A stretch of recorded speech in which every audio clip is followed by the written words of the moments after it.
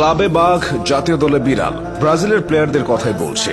Vini, Rodrigo, রাফিনহারা সারা বছর ক্লাবের হয়ে মাঠ কাঁপিয়ে ব্রাজিলের হয়ে খেলতে নামলেই খেই হারিয়ে ফেলেন। 6 বছরে ভিনি ব্রাজিলের হয়ে মাত্র 6টি গোল করেছেন।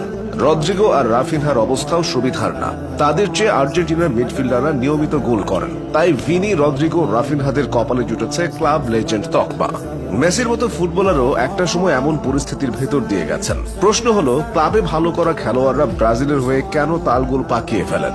আছে একাধিক কারণ। প্রথম কারণটা বোঝাপড়ার। ফুটবলে বোঝাপড়া ভীষণ জরুরি। ভিনিসিয়াস, রদ্রিগোরা রিয়ালের সতীর্থদের সঙ্গে যতটা সময় কাটান, ব্রাজিলের সতীর্থদের সঙ্গে ততটা সময় কাটানোর সুযোগ পান না। ফলে বোঝাপড়াও তৈরি হয় না, ম্যাচে এর সরাসরি প্রভাব পড়ে। মিডফিল্ডারদের সঙ্গে অ্যাটাকারদের সংযোগ তৈরি হয় না।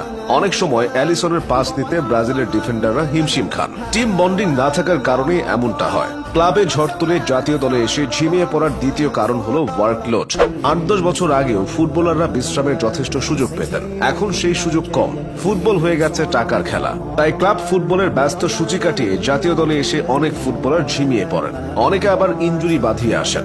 এসবের খেসারত দিতে হয় জাতীয় দলকে। ব্যস্ত সূচির কারণে ফুটবলাররা ন্যাশনাল টিমের হয়ে নিজেদের প্রস্তুত করারও সময় পান না। তৃতীয় কারণটি হলো কোচের সঙ্গে শিষ্যদের বোঝাপড়া।